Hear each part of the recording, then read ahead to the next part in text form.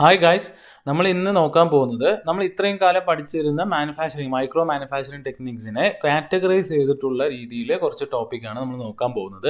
So categorise ചെയ്യാന്ന് പറഞ്ഞാൽ ഞാൻ ഇവിടെ എഴുതിയ പോലെ തന്നെയാണ് ബൾക്ക് മൈക്രോ മെഷീനിങ് ഏതൊക്കെയാണെന്നുള്ളതും സർഫേസ് മൈക്രോ മെഷീനിങ് ഏതൊക്കെയാണെന്നുള്ളതാണ് നമ്മൾ നോക്കാൻ പോകുന്നത്. ഓക്കെ, അപ്പോൾ നമ്മൾ ഇത്രയും കാലം പഠിച്ചിരുന്നത് മീൻസ് 4 മെത്തേഡാണ് നമ്മൾ പഠിച്ചത്. 4 മെത്തേഡ് എന്ന് പറഞ്ഞാൽ നമ്മൾ ഫോട്ടോലിത്തോഗ്രാഫി, അതുപോലെ തന്നെ CVD chemical vapour deposition, PVD physical vapour deposition, അതുപോലെ തന്നെ ലിഗ പ്രോസസ് എന്ന് പറഞ്ഞു. ഇത് ഏതാണ് ബൾക്ക് മൈക്രോ മെഷീനിങ് എന്നും അതിലേതാണ് സർഫേസ് മൈക്രോ മെഷീനിങ് എന്നുള്ളതാണ് നമ്മൾ നോക്കാൻ പോകുന്നത്. സോ ഈ ബൾക്ക് മൈക്രോ മെഷീനിങ് പഠിക്കുമ്പോഴാണ് നമ്മൾ കഴിഞ്ഞ ഇതിൽ ഫോട്ടോലിത്തോഗ്രാഫി പഠിക്കുമ്പോൾ നമ്മൾ എച്ചിങ്ങിനെ കുറിച്ച് പറഞ്ഞിരുന്നു. അപ്പോൾ എച്ചിങ് എന്താണ്, എച്ചിങ് എങ്ങനെയാണ് എന്നുള്ള കാര്യങ്ങൾ നമ്മൾ ഇവിടെയാണ് പഠിക്കുക. ഓക്കെ, അപ്പോൾ നമ്മൾ സർഫേസ് മൈക്രോ മെഷീനിങ് ആണെന്നുണ്ടെങ്കിൽ അതെങ്ങനെയാണെന്നുള്ളതും, അപ്പോൾ ഈ 2 കാറ്റഗറി ആയിട്ട് നമ്മൾ അതിനെ ഡിവൈഡ് ചെയ്യുകയാണ്. അപ്പോൾ ഓരോ കാറ്റഗറിയിലും ഏതൊക്കെ കമ്പോണൻറ്റ് ഉണ്ടാക്കാമെന്നും ഏത് മെറ്റീരിയൽസ് ഉപയോഗിച്ച് എച്ചിങ് ചെയ്യുന്നു എന്നുള്ള കാര്യങ്ങളെല്ലാമാണ് നമ്മൾ ഇന്നത്തെ ടോപ്പിക്കിൽ നോക്കാൻ പോകുന്നത്. അപ്പോൾ കഴിഞ്ഞ സ്ലൈഡിൽ പറഞ്ഞ പോലെ തന്നെയാണ് 2 നമുക്ക് കാറ്റഗറീസ് ഉണ്ട്. സർഫേസ് മൈക്രോ മെഷീനിങ് ഒന്നുണ്ട്, ബൾക്ക് മൈക്രോ മെഷീനിങ് ഒന്നുണ്ട്. അപ്പോൾ ഇതിൽ സർഫേസ് എന്ന് പറഞ്ഞാൽ നമ്മൾ ഒരു വേഫർ എടുക്കുകയോ അല്ലെങ്കിൽ സബ്സ്ട്രാറ്റ് എടുക്കുകയോ അല്ലെങ്കിൽ ഒരു പ്ലാറ്റ്ഫോം എടുത്തിട്ട് അതിൻ്റെ മുകളിൽ നമ്മൾ ഏതാണോ മെറ്റീരിയൽ വേണ്ടത് അതിൻ്റെ ഒരു ലെയർ തിക്നെസ്സിൽ നമ്മൾ കോട്ടിങ് കൊടുക്കുന്നതാണെങ്കിൽ അതിനെ സർഫേസ് മൈക്രോ മെഷീനിങ് എന്നും, ബൾക്ക് മൈക്രോ മെഷീനിങ് എന്ന് പറയുന്നത് നമ്മളൊരു കമ്പോണൻറ്റ് തന്നെ ഉണ്ടാക്കിയെടുക്കുക, മീൻസ് കോട്ടിങ് കൊടുക്കാതെ നമ്മളൊരു കംപ്ലീറ്റ് കമ്പോണൻറ്റ്, ഇപ്പോൾ ലിഗാല് നമ്മൾ കണ്ടില്ലേ ഒരു മെറ്റൽ ട്യൂബ് ഉണ്ടാക്കുന്ന അതുപോലെ ബൾക്കായിട്ട് ഒരു കമ്പോണൻറ്റ് തന്നെ കംപ്ലീറ്റ് നമ്മൾ ആ ഒരു മെറ്റീരിയൽ ഉണ്ടാക്കിയെടുക്കുന്ന മൈക്രോ മെഷീനിങ് ടെക്നിക്കിനെ ബൾക്ക് മൈക്രോ മെഷീനിങ് ടെക്നിക്ക് എന്ന് നമ്മൾ വിളിക്കുന്നു. ഓക്കെ, അപ്പോൾ അതുകൊണ്ടാണ് അതിനെ to dominant micro system fabrication technique എന്നല്ല നമ്മൾ വിളിക്കുന്നത്. അപ്പോൾ നമുക്ക് ആദ്യം ബൾക്ക് മൈക്രോ മെഷീനിങ് എന്താണെന്ന് നമുക്ക് നോക്കാം. അപ്പോൾ ഈ ബൾക്ക് മൈക്രോ മെഷീനിങ് ഞാൻ പറഞ്ഞ പോലെ തന്നെയാണ്, ഒരു കംപ്ലീറ്റ് കമ്പോണൻറ്റ് നമ്മൾ മാനുഫാക്ചർ ചെയ്തെടുക്കുന്നു. അത് എങ്ങനെയാണ്, അപ്പോൾ നമ്മൾ ഇപ്പോൾ ലെയ്ത്തിൽ ഒരു കമ്പോണൻറ്റ് മാനുഫാക്ചർ ചെയ്തെടുക്കുക എന്ന് പറഞ്ഞാൽ അതിൻ്റെ മെറ്റീരിയൽ റിമൂവ് ചെയ്തിട്ടല്ലേ, ബാക്കിയുള്ള എക്സ്ട്രാ വേണ്ടാത്ത മെറ്റീരിയൽസ് എല്ലാം റിമൂവ് ചെയ്തിട്ട്. അതുപോലെ തന്നെ നമ്മളൊരു കമ്പോണൻറ്റ് മീൻസ് നമ്മുടെ ഒരു റോ മെറ്റീരിയൽ ഒരു സൈസിലിരിക്കുന്നു. അപ്പോൾ നമ്മളൊരു വേഫർ എന്ന് പറയുന്നു അല്ലെങ്കിൽ ഒരു പ്ലേറ്റ് എന്ന് പറയുന്നു അല്ലേ, ഒരു കുറച്ച് തിക്നെസ്സിലുള്ള പ്ലേറ്റ് എന്ന് എടുക്കുന്നു. അതിൻ്റെ എവിടെയാണോ നമുക്ക് വേണ്ടാത്തത് ആ വേണ്ടാത്തതിലേക്ക് നമ്മൾ എച്ചൻസ് ഉപയോഗിച്ചിട്ടോ കെമിക്കൽസ് ഉപയോഗിച്ചിട്ടോ അല്ലെങ്കിൽ ലൈറ്റ് ഉപയോഗിച്ചിട്ടൊക്കെ നമ്മൾ റിമൂവ് ചെയ്ത് കഴിഞ്ഞ് കഴിഞ്ഞാൽ ആ മെത്തേഡിനെയാണ് നമ്മൾ ബൾക്ക് മൈക്രോ മെഷീനിങ് എന്ന് നമ്മൾ പറയുന്നത്. ഓക്കെ, അപ്പോൾ നമ്മൾ സിലിക്കൺ വേഫറാണ് നമ്മളിവിടെ എല്ലാ സ്ഥലത്തും നമ്മൾ ഉപയോഗിക്കുക. കാരണം സിലിക്കൺ വെച്ചിട്ടാണ് നമ്മൾ മൈക്രോ പ്രോസസർ ഇൻഡസ്ട്രീസ് തന്നെ നമുക്ക് ഇരിക്കുന്നത്. അപ്പോൾ അതിൽ നമ്മൾ ആ ഒരു ഇതിൽ തന്നെയാണ് നമ്മൾ എങ്ങനെ വേഫർ ഉണ്ടാക്കുന്നു എന്നുള്ള കാര്യങ്ങളാണ് നമ്മളിവിടെ പഠിക്കുക. ആക്ച്വലി ഈ മെത്തേഡ് എന്ന് പറയുന്നതാണ് നമ്മുടെ ഫോട്ടോലിത്തോഗ്രാഫി മെത്തേഡ് എന്ന് പറയുക. സോ ഫോട്ടോലിത്തോഗ്രാഫിയിൽ നമ്മൾ ഒരു സിലിക്കൺ വേഫർ എടുത്തു, അതിൽ ഏത് ഭാഗമാണ് റിമൂവ് ചെയ്യേണ്ടത് ആ ഭാഗം റിമൂവ് ചെയ്യാൻ വേണ്ടി നമ്മളൊരു മാസ്ക് വെച്ച് ഫോട്ടോറെസിസ്റ്റ് ലെയറിൽ ആ ഭാഗം മാത്രം നമ്മൾ ഫോട്ടോറെസിസ്റ്റ് ലെയറിൽ നമ്മൾ ക്രിയേറ്റ് ചെയ്തു. എന്നിട്ട് അതിനെ കൊണ്ട് ഒരു എച്ചൻസിൽ നമ്മൾ ഡെപ്പോസിറ്റ് ചെയ്തു. എച്ചൻസ് എന്ന് പറയുന്നത് ലിക്വിഡ് ആവാം അല്ലെങ്കിൽ പ്ലാസ്മ റീജിയൻ ആവാം, ഏത് വേണമെങ്കിലും ആവാം. അതിൽ കൊണ്ടുപോയി നമ്മൾ ഡെപ്പോസിറ്റ് ചെയ്തിട്ട് ആ ഫോട്ടോറെസിസ്റ്റ് ലെയർ ഇല്ലാത്ത ഭാഗം കംപ്ലീറ്റ് നമ്മൾ എച്ചൻസിലൂടെ റിമൂവ് ചെയ്തെടുത്തു. ഈ മെത്തേഡാണ് ബൾക്ക് മൈക്രോ മെഷീനിങ് എന്ന് നമ്മൾ പറയുന്നത്. അപ്പം നമ്മൾ ഇത് ഓൾറെഡി ഈ മെത്തേഡ് നമ്മൾ പഠിച്ചിട്ടുണ്ട്. ഇവിടെ നമ്മൾ പഠിക്കാൻ പോകുന്നത് ഇതിൽ ഈ ബൾക്ക് മൈക്രോ മെഷീനിങ്ങിൽ ഏത് എച്ചൻസ് ആണ് നമ്മൾ ഉപയോഗിക്കുക, ആ എച്ചൻസ് ഏതൊക്കെ ടൈപ്സ് ഉണ്ട് എന്നുള്ള കാര്യങ്ങളാണ് ഇവിടെ നമ്മൾ പഠിക്കാൻ പോകുന്നത്. ഓക്കെ, അപ്പോൾ അങ്ങനെയാണെങ്കിൽ ജസ്റ്റ് അതിൻ്റെ എന്തിനാണ് ഉപയോഗിക്കണം എന്നുള്ളത് നോക്കി നമുക്ക് അതിലേക്ക് പോകാം. അപ്പോൾ നമ്മൾ പറഞ്ഞു large amount of silicon substrate നമുക്ക് റിമൂവ് ചെയ്യാൻ നമുക്ക് പറ്റും. അതേപോലെ ഫ്ലൂയിഡിക് ചാനൽസ്, ചാമ്പേഴ്സ്, അതുപോലെ അലൈൻമെൻറ്റ് ഗ്രൂവ്സ് മറ്റു കാര്യങ്ങളെല്ലാം നമുക്ക് ഇതിൽ കൺസ്ട്രക്ഷൻ ചെയ്യാൻ പറ്റും. അതുപോലെ micro pressure sensor, cantilever arrays, അതുപോലെ ആക്സിലോമീറ്റേഴ്സ് മറ്റു കാര്യങ്ങളെല്ലാം നമുക്ക് ഈ ബൾക്ക് മൈക്രോ മെഷീനിങ്ങിലൂടെ നമുക്ക് ക്രിയേറ്റ് ചെയ്യാൻ നമുക്ക് സാധിക്കുമെന്നുള്ളതാണ് ഇതിൻ്റെ മെയിൻ പ്രത്യേകത എന്ന് പറയുന്നത്. ഓക്കെ, അപ്പോൾ നമുക്ക് എച്ചൻസ് എന്ന് പറഞ്ഞാൽ അല്ലെങ്കിൽ എച്ചിങ് എന്ന് പറഞ്ഞാൽ നമ്മൾ മെറ്റീരിയലിനെ റിമൂവ് ചെയ്യണം. ഓക്കെ, അപ്പോൾ നിങ്ങൾ ഫോട്ടോലിത്തോഗ്രാഫിയുടെ പഴയ നോട്ട് എടുത്ത് നോക്കിയാൽ നിങ്ങൾക്ക് മനസ്സിലാവും. നമ്മൾ മാസ്ക് വെച്ചിട്ട് ലൈറ്റ് കൊടുക്കുന്നു. അപ്പോൾ ലൈറ്റ് കൊടുത്തു കഴിഞ്ഞാൽ ആ ഫോട്ടോ റെസിസ്റ്റ് ലെയർ ആദ്യം റിമൂവ് ആവും. ആ മാസ്കിൻ്റെ ഏതാണോ ഭാഗം റിമൂവ് ആയതുകൊണ്ട് ആ മാസ്കിലൂടെ ലൈറ്റ് കടന്നു വന്ന് ഫോട്ടോ റെസിസ്റ്റ് ലെയർ റിമൂവ് ആവും. ആ ലെയറിനെയാണ് പിന്നെ നമ്മൾ എച്ചിങ്സിൽ കൊണ്ടുപോകുക. അപ്പോൾ ആ എച്ചിങ് നമ്മൾ ചെയ്യുമ്പോൾ 2 ടൈപ്പ് ഓഫ് എച്ചിങ് ഉണ്ട്. വെറ്റ് എച്ചിങ്ങും ഉണ്ട്, ഡ്രൈ എച്ചിങ്ങും ഉണ്ട്. ഒരുവിധപ്പെട്ട എല്ലാ സിലിക്കൺ വേഫേഴ്സും നമ്മൾ വെറ്റ് എച്ചിങ്ങിലൂടെയാണ് ചെയ്യുക. മറ്റ് കമ്പോണൻസുകൾ അല്ലെങ്കിൽ മറ്റ് മെറ്റീരിയൽ ഉപയോഗിക്കുമ്പോഴാണ് നമ്മൾ ഡ്രൈ എച്ചിങ്ങിൽ നമ്മൾ ചെയ്യാറ്. ഓക്കെ, അപ്പോൾ നമ്മൾ വെറ്റ് എച്ചിങ്ങിലേക്ക് വരാം. വെറ്റ് എച്ചിങ് എന്ന് പറഞ്ഞാൽ നമ്മൾ ലിക്വിഡ് ആയിട്ടുള്ള ലിക്വിഡ് ആയിട്ടുള്ള കെമിക്കൽ ഉപയോഗിച്ചുകൊണ്ട് നമ്മൾ ആ മെറ്റീരിയലിനെ സിലിക്കൺ വേഫറിനെ റിമൂവ് ചെയ്യുന്ന ആ ഒരു പ്രോസസ്സിനെയാണ് വെറ്റ് എച്ചിങ് എന്ന് പറയുന്നത്. ഓക്കെ, ഇനി ആ എച്ചിങ് എടുത്തു കഴിഞ്ഞാൽ രണ്ട് രീതിയിലുണ്ട്. അനിസോട്രോപ്പിക് അല്ലെങ്കിൽ ആനൈസോട്രോപ്പിക് എന്നുള്ള ഒരു എച്ചിങ്ങും ഉണ്ട്, ഐസോട്രോപ്പിക് എന്നുള്ള എച്ചിങ്ങും ഉണ്ട്. അപ്പോൾ ഇതിൽ നമ്മൾ എങ്ങനെയാണ് ഇതിനെ കാറ്റഗറൈസ് ചെയ്യുന്നത് പറഞ്ഞാൽ, ആസിഡ്സ് ഉപയോഗിച്ച് ചെയ്യുന്ന എച്ചിങ്ങിന് അനിസോട്രോപ്പിക് എച്ചിങ് എന്ന് പറയുന്നു. ആൽക്കലീസ് ഉപയോഗിക്കുന്ന എച്ചിങ്ങിനെ ഐസോട്രോപ്പിക് എച്ചിങ്സ് എന്ന് നമ്മൾ പറയുന്നു.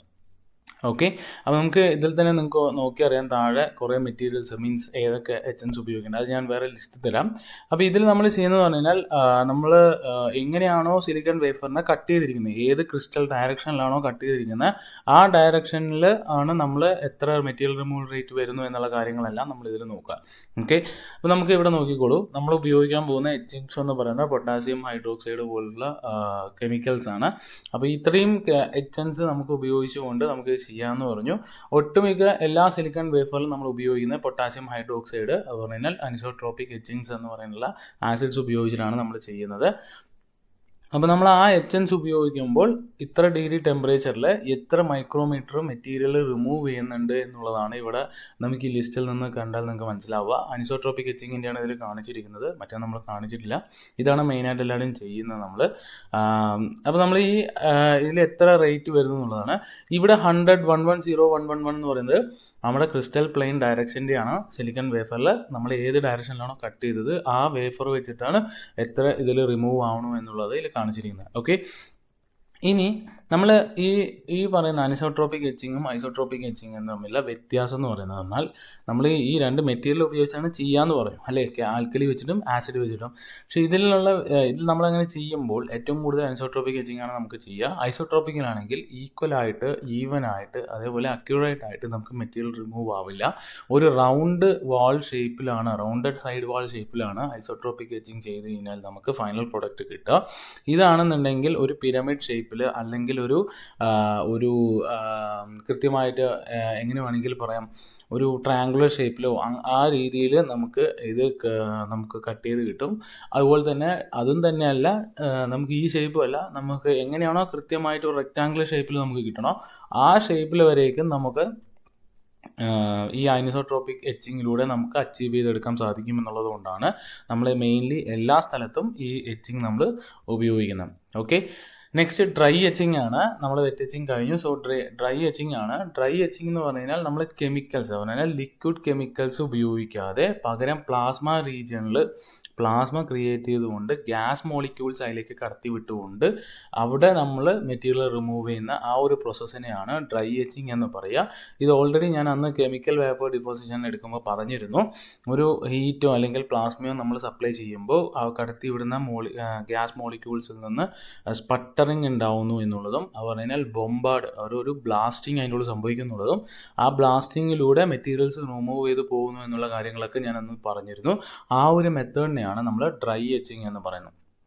ഓക്കെ, അത് തന്നെയാണ് ഇവിടെ മുകളിൽ എഴുതിയിരിക്കുന്നത്. Reactive ion etching, sputter etching, അതുപോലെ വേഫർ ഫേസ് എച്ചിങ് എന്നുള്ള കാര്യങ്ങളെല്ലാം ഇതിൽ പറയാം. ഓക്കെ, അപ്പോൾ നമ്മളൊരു ഗ്യാസാണ് നമ്മൾ സപ്ലൈ ചെയ്യുക, പ്ലാസ്മ അതിൽ നമ്മൾ കൊടുക്കുന്നുണ്ടാവും, നമുക്ക് വേണ്ട വേഫർ റിമൂവ് ആയി പോകേണ്ട വേഫറിനെ അവിടെ വെച്ചിട്ടുണ്ടാവും. അതിൽ നമ്മൾ ഫോട്ടോ റെസിസ്റ്റീവ് മെറ്റീരിയൽ അല്ല, ജസ്റ്റ് ഒരു മാസ്ക് പോലെ കൊടുത്തിട്ടുണ്ടാവും. അപ്പോൾ ഏത് ഭാഗത്താണോ റിമൂവ് വേണ്ടത് അവിടെ ഈ ഗ്യാസ് മോളിക്യൂൾസിൻ്റെ അയൺസ് അവിടെ പോയി ആ സർഫേസിൽ പോയി തട്ടി ഒരു ബോംബാർഡ് ഉണ്ടാവുന്നു. അതിനുശേഷം ആ ഭാഗം റിമൂവ് ചെയ്തിട്ട് ഗ്യാസസ് ആയിട്ട് പുറത്തേക്ക് പോകുന്നു. ഇതാണ് നമ്മൾ ഡ്രൈ എച്ചിങ്ങിലൂടെ മനസ്സിലാക്കേണ്ട ഒരു കാര്യം. ഓക്കെ, അപ്പോൾ ഇത്രത്തോളം എച്ചിങ്സ് ആണ് നമുക്ക് ഉപയോഗിക്കുക. Deep reactive ion etching, isotropic plasma etching, sputter etching, അതുപോലെ വേപ്പർ ഫേസ് എച്ചിങ് എന്ന് പറയുന്ന 4 മെത്തേഡാണ് നമ്മൾ ബൾക്ക് മൈക്രോ മെഷീനിങ്ങിൽ ഡ്രൈ എച്ചിങ്ങിനായിട്ട് ഉപയോഗിക്കുന്നത്. ഓക്കെ, സോ ഇത്രയും കമ്പോണൻസ് നമ്മൾ ബൾക്ക് മൈക്രോ മെഷീനിങ്ങിൽ നമുക്ക് മാനുഫാക്ചർ ചെയ്യാം. കാൻഡിലിവർ പോലുള്ള നമ്മുടെ ഈ പ്രഷർ സെൻസറിന് ഉപയോഗിക്കുന്ന കാൻഡിലിവർ എന്ന് പറഞ്ഞിട്ടുള്ള ബീംസ് നമുക്ക് ചെയ്യാം. നിങ്ങൾ ഇതിൽ പഠിക്കുന്നുണ്ട്, MOSൽ പഠിക്കുന്നുണ്ട് എന്താണ് കാൻഡിലിവർ എന്നുള്ളത്. ഒരു സൈഡ് ഫിക്സ് ചെയ്തിട്ടുണ്ടാവും, ഇന്നൊരു സൈഡ് നമ്മൾ ഫ്രീ ആയിട്ട് വിട്ടിട്ടുണ്ടാവും, അവിടെയാണ് ലോഡ് കൊടുക്കുക. അപ്പോൾ ഈ കാൻഡിലിവർ അരേസ് നമുക്ക് മാനുഫാക്ചർ ചെയ്യാം. Nozzles, micro nozzles, micro fluidic channels, needle arrays നമുക്ക് മാനുഫാക്ചർ ചെയ്യാം. മെംബ്രെയിൻസ്, ചാമ്പേഴ്സ്, അതുപോലെ അതുപോലെ വാട്ടർ കണക്ഷൻസ് എല്ലാം നമുക്ക് മാനുഫാക്ചർ ചെയ്യാൻ നമുക്ക് സാധിക്കും. അതുപോലെ തന്നെ അടുത്തത് സർഫേസ് മൈക്രോ മെഷീനിങ് ആണ്. സോ സർഫേസ് മൈക്രോ മെഷീനിങ് നമ്മൾ ഓൾറെഡി ഫിസിക്കൽ വേഫർ ഡിപ്പോസിഷനിലെല്ലാം നമ്മൾ കണ്ടിട്ടുള്ളതാണ്. നമുക്കൊരു സർഫേസ് മീൻസ് ഇപ്പോൾ എന്താ പറയുക, ഇപ്പോൾ നമുക്കൊരു സിലിക്കൺ വേഫർ ഉണ്ടാവും.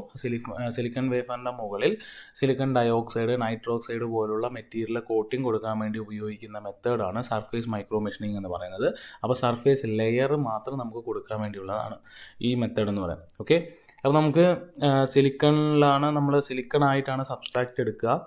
ചിലപ്പോൾ ഗ്ലാസോ പ്ലാസ്റ്റിക്കോ വേണമെങ്കിൽ നമുക്ക് എടുക്കാറുണ്ട്. അതുപോലെ ഗ്ലാസ്സൊക്കെ ആണെന്നുണ്ടെങ്കിൽ ഈ മൈക്രോ അറേസ്, അതുപോലെ സെൻസേഴ്സ്, സ്ക്രീൻ ഡിസ്പ്ലേ, സോളാർ സെൽസിനൊക്കെയാണ് നമ്മളത് എടുക്കാറ്. പ്ലാസ്റ്റിക് സബ്സ്ട്രാറ്റ് നമ്മൾ എടുക്കുന്നത് ബയോമെംസ്, അതുപോലെ മൈക്രോ ഫ്ലൂയിഡിക് ആപ്ലിക്കേഷൻസ് പോലുള്ള surface micro machine, beams, diaphragms and cantilevers പോലുള്ള മെറ്റീരിയൽസിനാണ് പ്ലാസ്റ്റിക് നമുക്ക് എടുക്കാറ്. നമ്മൾ സിലിക്കണാണ് മോസ്റ്റ്ലി നമ്മൾ എടുക്കുക. അപ്പോൾ ഇതിൻ്റെ ഫിഗേഴ്സൊന്നും ഞാൻ ആഡ് ചെയ്തിട്ടില്ല. ആക്ച്വലി നമ്മൾ പഠിച്ച് വന്ന മാനുഫാക്ചറിങ് മെത്തേഡ്സ് തന്നെയാണ്. അത് നമ്മളിങ്ങനെ കാറ്റഗറൈസ് ചെയ്ത് എടുക്കുന്നതെന്ന് മാത്രമേ ഉള്ളൂ. അപ്പോൾ നമ്മൾ സർഫേസിൽ നമുക്ക് മാനുഫാക്ചർ ചെയ്യാൻ പറ്റുന്ന കമ്പോണൻസ് എന്ന് പറയുന്നത് കോം ഡ്രൈവ്സ്, അതുപോലെ RF switch, gears and chains, surface acoustic wave sensors, inertial sensors, cantilevers, torsional, ratcheting actuators എന്ന് പറയുന്ന ഈ കമ്പോണൻസ് എല്ലാം മാനുഫാക്ചർ ചെയ്യാം. ഞാൻ ജസ്റ്റ് വായിച്ചു പോയെന്നേ ഉള്ളൂ. ഗൂഗിൾ ചെയ്താൽ കിട്ടും. ഫിഗേഴ്സ് എനിക്ക് ആഡ് ചെയ്യാൻ ഞാൻ വിട്ടുപോയതാണ്.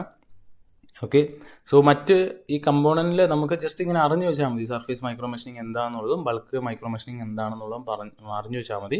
ആ മെത്തേഡ് തന്നെയാണ്. അപ്പോൾ നിങ്ങൾക്ക് ക്വസ്റ്റ്യൻസ് വരുമ്പോൾ മാർക്കിന് ബേസ് ചെയ്തിട്ട്, ഇപ്പോൾ നിങ്ങൾക്ക് 10 മാർക്കിനാണ് ഒരു സർഫേസ് മൈക്രോ മെഷീനിങ് ചോദിക്കുകയാണെന്നുണ്ടെങ്കിൽ ഫിസിക്കൽ വേപ്പർ ഡിപ്പോസിഷൻ്റെ ഫിഗർ എല്ലാം വരച്ച് സർഫേസ് മൈക്രോ മെഷീനിങ്ങിൻ്റെ കാര്യങ്ങളെല്ലാം എഴുതി അത് കംപ്ലീറ്റ് ചെയ്യണം. നിങ്ങൾക്ക് വെറും 5 മാർക്കിനോ അല്ലെങ്കിൽ 4 മാർക്കിനൊക്കെയാണ് ചോദിക്കണമെന്നുണ്ടെങ്കിൽ ഈ ഒരു കുറച്ച് നോട്ട്സ് മാത്രം എഴുതി നിങ്ങൾ കംപ്ലീറ്റ് ചെയ്താൽ മതി. ഓക്കെ, സോ ഇന്നത്തെ ക്ലാസ് ഇത്രയേ ഉള്ളൂ. എന്തെങ്കിലും സംശയം ഉണ്ടെങ്കിൽ ചോദിക്കുക. Thank you.